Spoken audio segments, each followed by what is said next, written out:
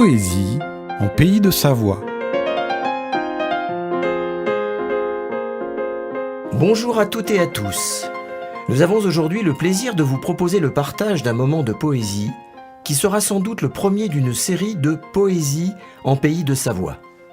Tout d'abord, nous allons nous présenter. Je m'appelle Michel Curot. J'aime la poésie, la littérature et la belle chanson française. J'aime écrire, en toute modestie, de courts poèmes et des nouvelles. J'anime avec bonheur des ateliers d'écriture à la médiathèque de Bonlieu. Si ça vous tente, renseignez-vous à l'accueil de la médiathèque. Je m'appelle Jean-Paul Clairet et fais partie de la Société des auteurs savoyards. La SAS, depuis près de 30 ans, participe à la diffusion de la culture littéraire de Savoie et Haute-Savoie, riche d'une centaine de sociétaires et dont l'actuel président est Jean-René Farrer. J'écris depuis fort longtemps et en particulier de la poésie. Je participe à la petite lettre poétique que Jean Brenas anime en numérique. Je suis également l'organisateur du concours de poésie de la commune nouvelle d'Annecy et participe aux animations sur Annecy de la semaine de la francophonie et du printemps des poètes. Nous souhaitons vous faire connaître les poétesses et poètes des pays de Savoie. Certains sont connus et reconnus, et d'autres qui tout simplement osent le plaisir d'écrire de la poésie. Nous avons le désir d'avoir un échange avec vous, auditeurs, et que la bienveillance universelle de la poésie soit un moment de partage, de rencontre. Aujourd'hui, nous vous présentons une poétesse de Haute-Savoie, Solange Jambernay.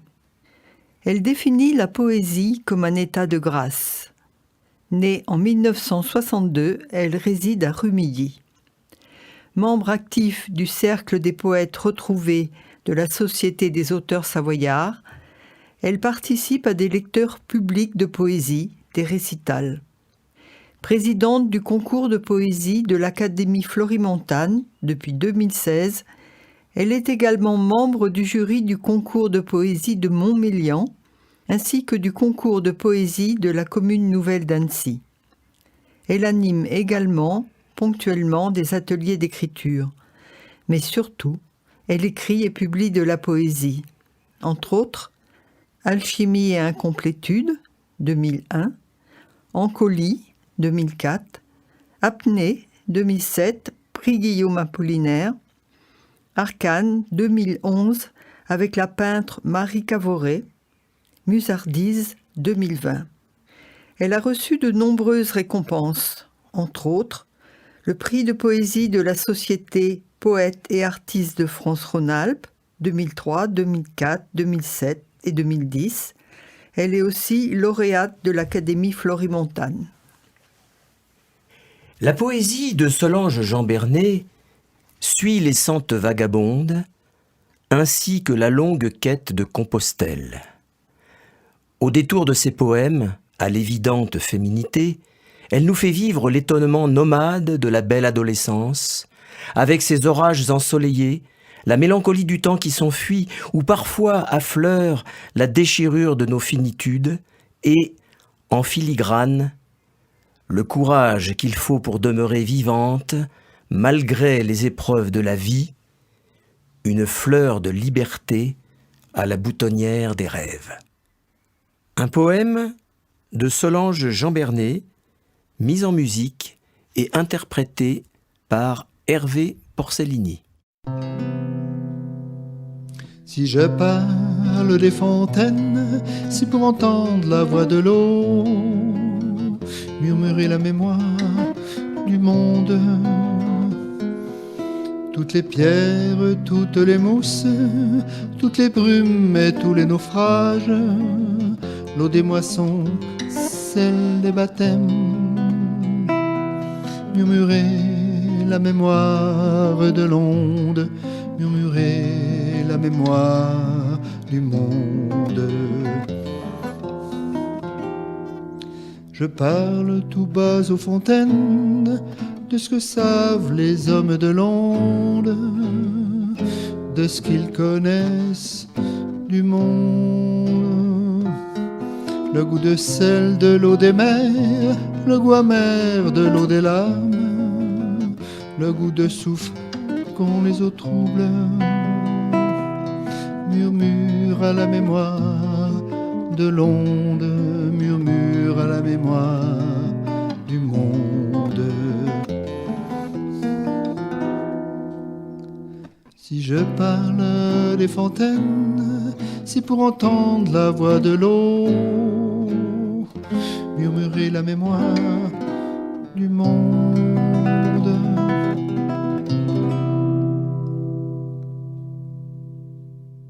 Ni la parole, ni le silence. Je ne veux nommer ni la parole, ni le silence, juste l'espace nécessaire à leur chant, car elles chantent la rosée sur les feuilles d'alchémie, car elles chantent les gouttes lorsqu'elles roulent et s'écoulent. Ne nommez ni la parole ni le silence, juste l'espace nécessaire à leur danse, car elles dansent les avoines quand elles s'enlacent aux coquelicots et valsent dans le vent. Ni la parole ni le silence, juste l'espace nécessaire à leur jeu, car elles jouent la poussière lorsqu'elles tournoient dans la lumière et jettent de la poudre au soleil. Âme bretonne. Je suis du bord de mer et du fini des terres. Je suis de la semence de la bruine et des marées. Les flots m'ont baptisé sœur de l'écume, amante du varech. Je suis du sel des embruns, de la plainte du pétrel. Je suis du rose, du grès et du granit. La lande porte ma trace de reine déjeuner, quand je cherchais mon Graal aux frondaisons des chênes, le long des chemins creux. Je suis de ces terres finies qui connurent le grand large jusque dans la harpe des bardes. Les couleurs du monde. Le peintre le sait bien. Jamais il n'épuisera la palette des couleurs du monde. Du blanc de l'iceberg, comment rendre le bleuté? Du rouge des volcans, comment figer les laves noires? Le monde, lui, est alchimiste. Il transmue les couleurs, et l'or sied si bien à la terre. Elle le porte en paillettes au creux de ses rivières, en larges feuilles au front de ses palais. Le peintre le sait bien. Il n'est qu'un apprenti à l'école du monde. Alors il laisse là sa copie, rejoint un coin de ciel bleu, et les oiseaux qui le traversent en longs traits de pinceau parfait.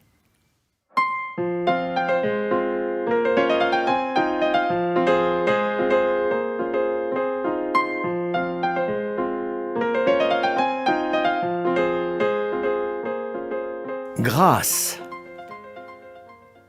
Sais-tu ce qu'il faut de grâce pour enrayer d'un sourire la progression des ombres et arracher au vide quelques éclairs de sens? Sais-tu ce qu'il faut de douceur pour apaiser les pensées d'un pinceau de pudeur et s'apprivoiser en silence sur des chemins de longue haleine? Visage du fleuve. Rhône, qui rutile et qui ruisselle, reflet de voile, reflet de moire, reflet de cuivre, fleuve de lumière et d'étincelles. Rhône, qui moutonne et qui bouillonne, à gros remous, à gros roulis, à gros rouleaux, fleuve de courroux et de fureur. Rhône, qui érode et qui arrase. Rhône, qui décante ses ors, ses rocs, palette de vases et de limons, palette d'ocre et de sable, fleuve de peintres et de poètes. Apnée. Tu crains la face cachée des icebergs. Je passe sous silence et en apnée. Tu ne sais rien de mes plongées en eau trouble, rien de mes mouillages. Je rapporte des perles que je cache et des lambeaux de voile. Au hublot, tu guettes le naufrage. Poète, vous me parlez une langue familière. Vos mots sont des cailloux semés, des sésames, des totems, des signes d'entre les temps. Vos silences dessinent des chemins.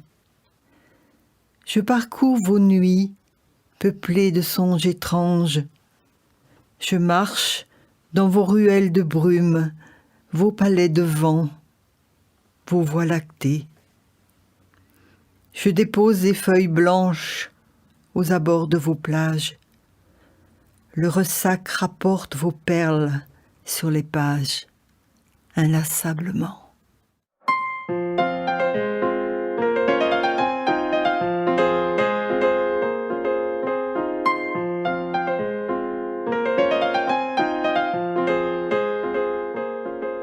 Voici quelques courts poèmes et aphorismes tirés du dernier ouvrage de Solange Jean-Bernet, Musardise.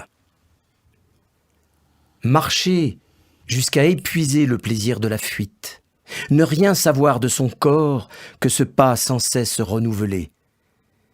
De mes pieds épousant le sol, me sont nées des racines vers le ciel.